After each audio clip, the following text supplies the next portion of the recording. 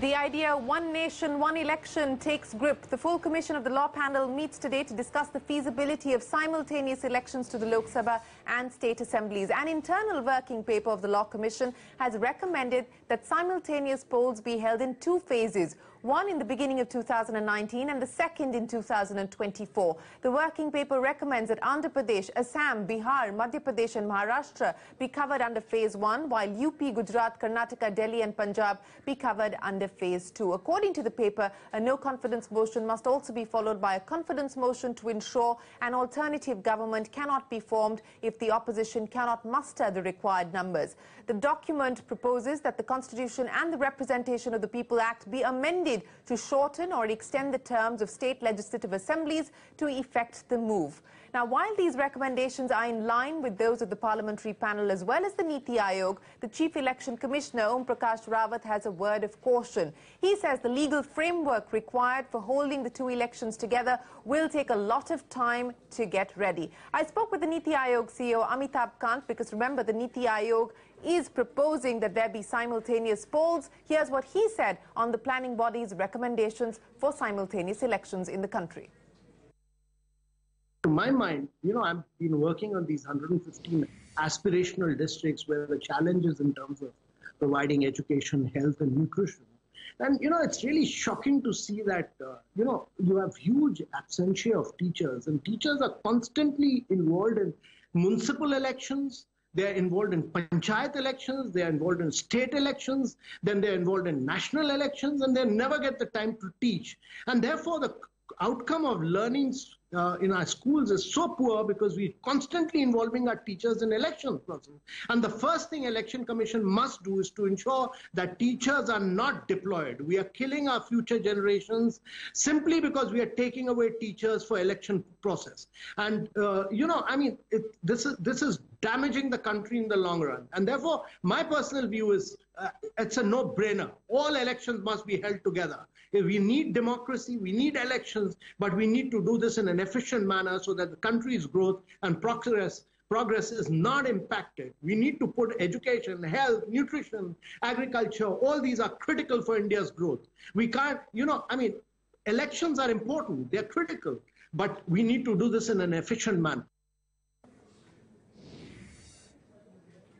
Well, that is the CEO of the Niti Aayog recommending that there be simultaneous elections. The argument, to put it in a nutshell, that the Niti Aayog is making, that frequent polls change the focus of policy making because short-sighted, populist and politically safe measures are accorded higher priority over difficult structural reforms. To discuss the mandate for simultaneous elections, we're joined today by BJP MP GVL Narasimha Rao, the former Chief Election Commissioner Mr. S.Y. Qureshi, BJD's MP Tathagat Satpathy and Congress spokesperson Mohammad Khan. Gentlemen, appreciate you joining us here on the show. GVL, if I could start by asking you, how serious is the government about this? We understand that there was a meeting of the Law Commission panel on the matter today as well. How quickly, if at all, the government intends to move forward with this idea? Shireen, I think this is not really, doesn't appear feasible in the short term. I think 2019 elections are hardly a year away. This will require major constitutional amendments, and this is possible only if there is a political consensus across political parties, particularly the major parties. And the reality is that all parties find the idea in principle to be good, because informal consultations, even in the parliamentary committees across political spectrum, there is support for this, particularly from national parties, I would say. But for this to really become effective, I think there are several bridges to be crossed.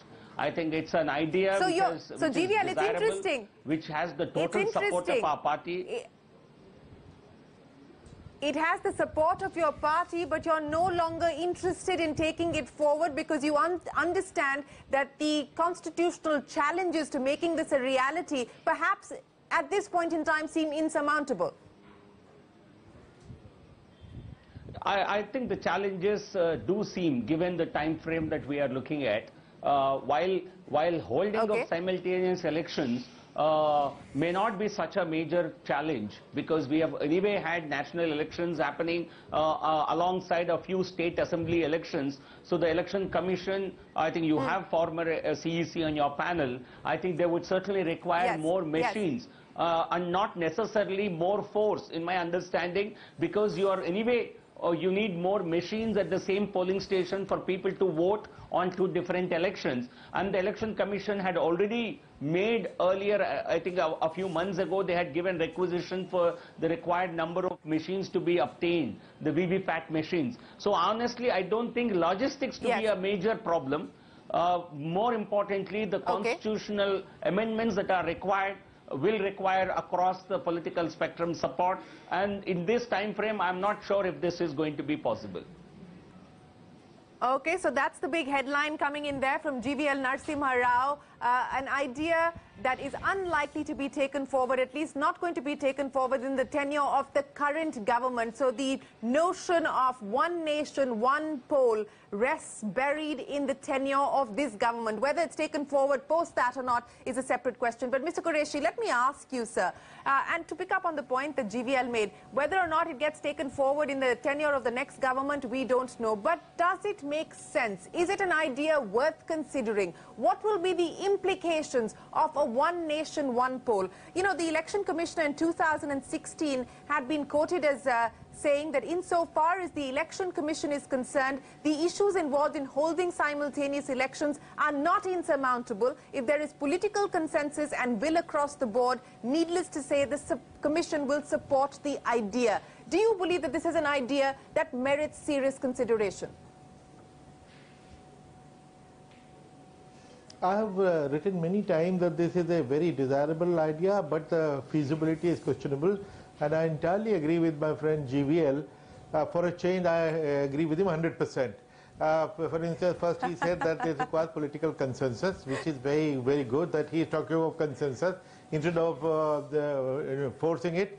And secondly, he talked of the logistics, and I agree with him that logistically, he has no choice, sir. It requires a constitutional amendment. GVL has no choice in the matter.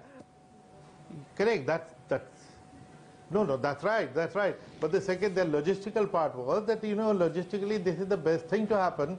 Election Commission will be the happiest because, voter for the Panchayati Raj and Lok Sabha and the Vidhan Sabha, they are the same. If they come once and they vote for all three elections together, this is the easiest thing, the simplest thing. Yeah. And he is very right. Once you make an arrangement for an election in a polling station, security, polling staff, everything is all the same. And he rightly said that all that we need is an extra EVMs, which is a one-time investment. And if that can be taken care of, logistically, is not a bad idea. But Mr. Qureshi, and good idea, sure. in fact. So, Mr. Qureshi, if I may interrupt you, you're saying it's a desirable idea. The logistics issue is not insurmountable. It is a challenge that can be tackled. But what about the criticism? And the criticism is that this will make India a managed democracy.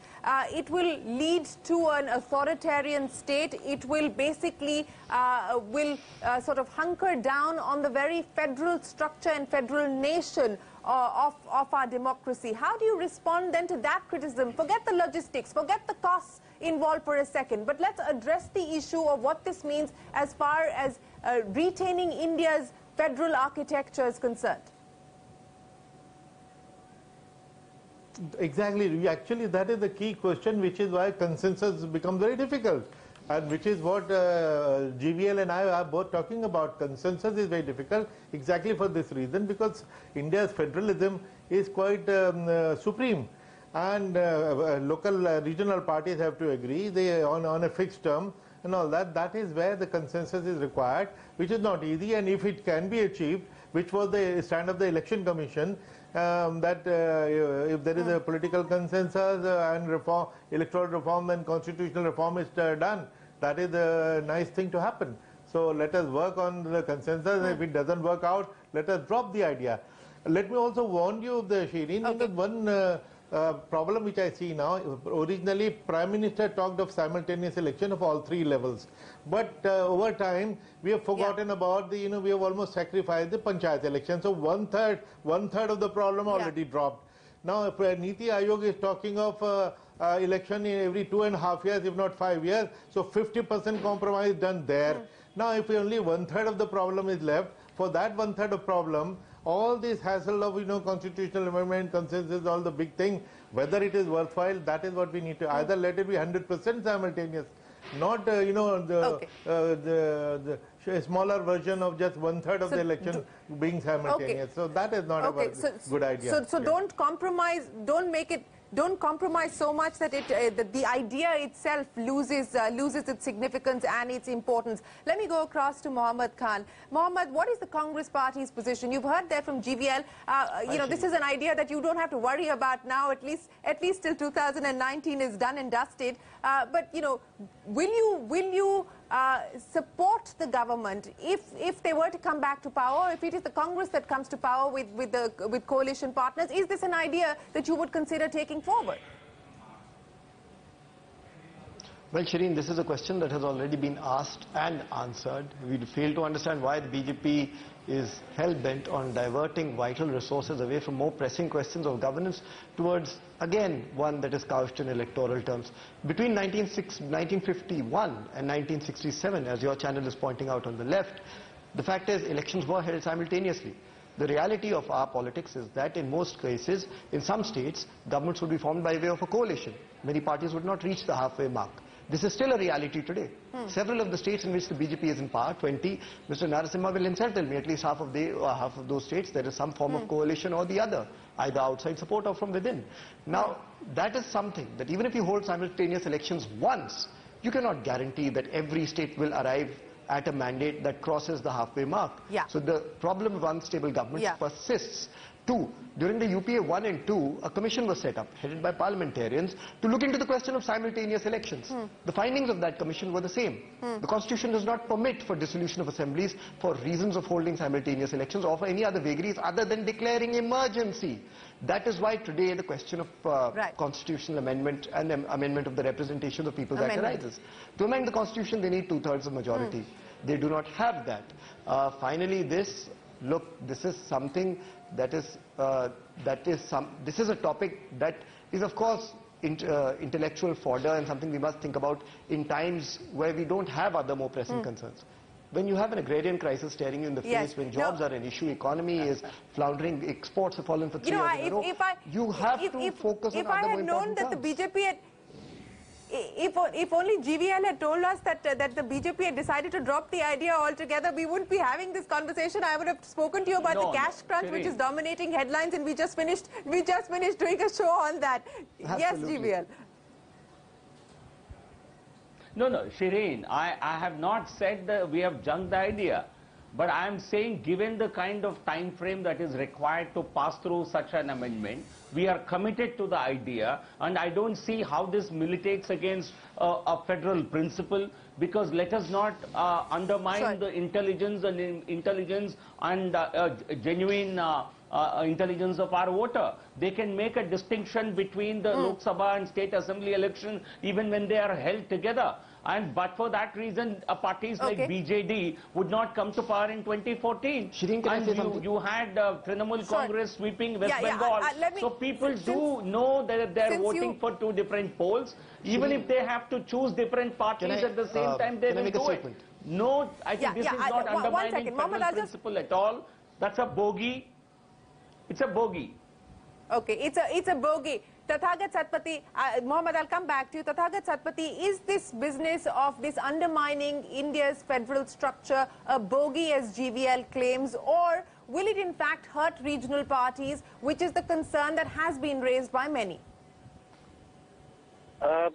See, we Oriyas are very lucky because the BJD's president and our chief minister, Shri Naveen Patnaik ji, he sacrificed 1 full year of chief ministership, which was the elections were due in March 2005. He synced our state elections along with the parliament elections in 2004. If you remember that India Shining election, where the BJP fell through and we got very good seats. We increased our number of seats in the assembly. So that way, Orissa has no problems either way. But what I believe There are a few points. I could hear some of the conversation, some I missed because I'm in a car, I'm moving in my constituency. The gentleman from Niti Aayog spoke about teachers being employed for elections. He is probably not aware that teachers in rural areas, they don't only do election work, they do census, they do very many things except teach. And I am not taking into account the days they spend on strikes and on bunds and on hartals. So those excluded, teachers have a lot of work in the rural areas. Niti Aayog has to go back to the field and get to understand what actually happens in rural India. This is one thing. Second thing is, this whole idea came up because one particular person at the helm of affairs, he felt that he is having to slog too much because he is having too many elections. And he thought if it comes through once and it comes through with his goodwill, then everywhere it will be he reigning all over. But somehow, I don't want to rain on anyone's parade, but what happened is that now since the dice is turning and the situation is changing, obviously that gentleman and those who are with him are having second thoughts about a simultaneous election because simultaneous elections are very likely to completely wipe them out. Tathagat Satpathy, now you're raising a very important issue, and GVL Narasimha Rao, respond. Yes, I want you to respond to that, and Mohammed is smiling as well. Tathagat Satpathy saying this change of heart is political convenience and political expediency on your part. This has nothing to do with the fact that you cannot push the constitutional amendment if you so wish or you so desire. Can I, Shireen? Okay, Shireen, respond to that. Yes. Can we have the Congress party and BJD issuing a public statement tomorrow that they will support constitutional amendment? I will assure you, we will bring it in this winter session, in this monsoon session of Parliament. Can we have Rahul Gandhi issue a statement tomorrow? I think we will do it.